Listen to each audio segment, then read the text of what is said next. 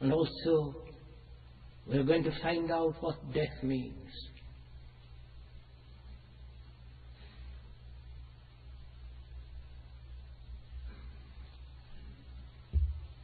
First of all, to understand this really great problem,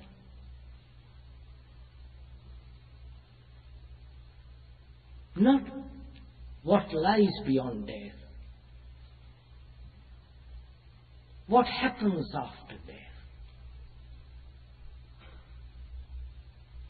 You will find out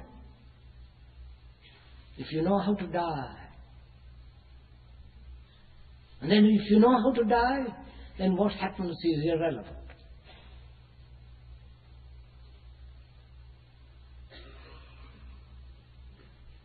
So we're going to find out. Death is inevitable. Like any machinery, like any organism that is being constantly used,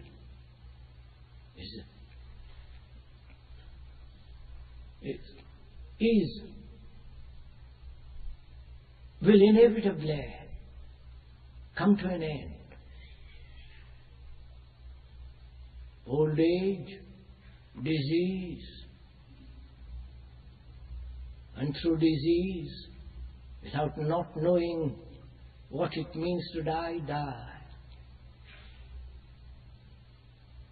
So there is the problem of old age.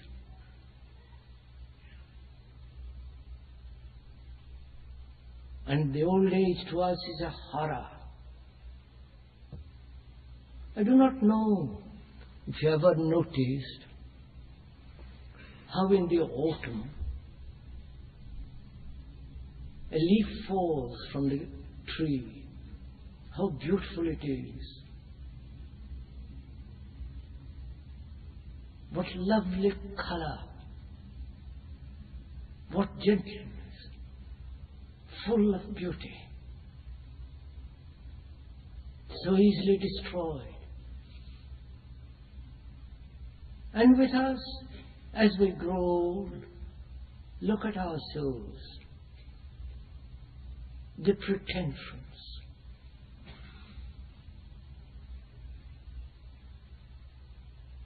the disfigurement, the ugliness. Observe it yourself. And that becomes a problem, old age, because we have not lived rightly in our youth, in our middle age. We have never lived at all, because we are frightened. Frightened of living and frightened of dying.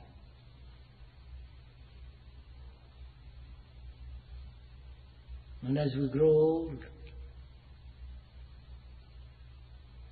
everything happens to us. So that is one of the problems. So we're going to find out what it means to die, knowing that the organism comes to an end, and knowing that the mind in its despair coming to an end will inevitably seek a hope, a comfort in some theory, in the theory of resurrection or reincarnation.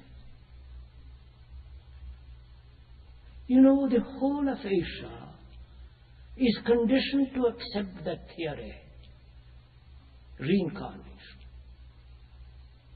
And they talk about it a great deal, write about it. They have invested their whole life in the hope of a new life, next life. But they forget one thing in that, one final, ultimate thing in that. That is, if you are going to be born next life, you must live rightly this life. Therefore it means It matters tremendously what you do this life. How you live, what you do, what you think, how you talk, how your thoughts function. If you do not live rightly, next life you will have the reward of not living rightly, which is punishment. But they forget all that and talk about the beauty of reincarnation, the justice, and all that trivial nonsense.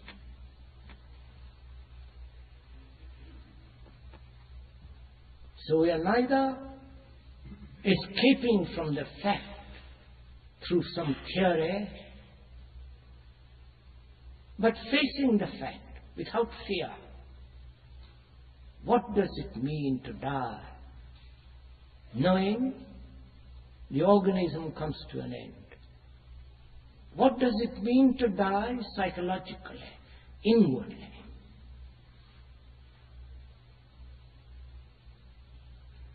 And in the dying there is no argument. You can't say, wait a few days more, please. I haven't finished my book.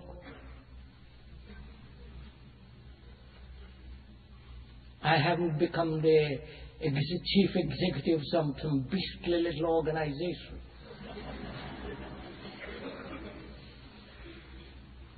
I haven't become the archbishop.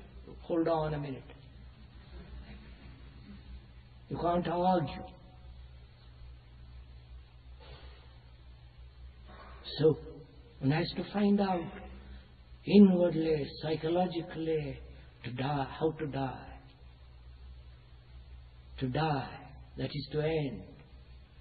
To end to all the past, to all the pleasures, to the remembrance that you have cherished, to the things that you hold on to. To die every day. Not in theory, but actually. To die the pleasure that you had yesterday. Which means to die immediately to that pleasure.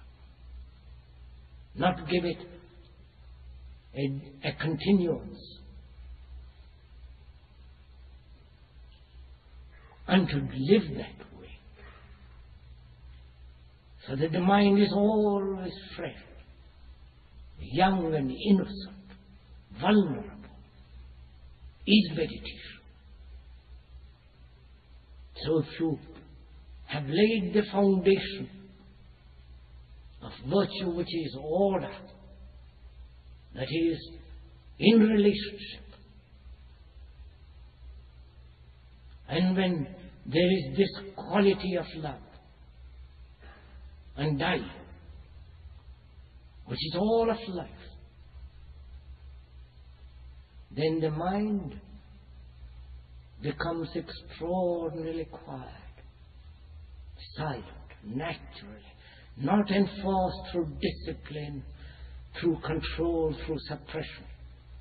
Then that silence is immensely rich.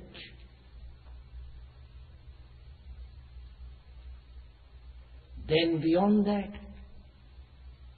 no word, no description is of any avail.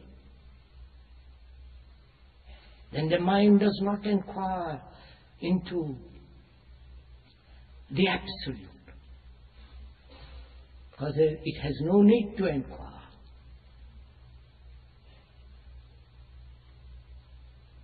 For in that silence there is that which is.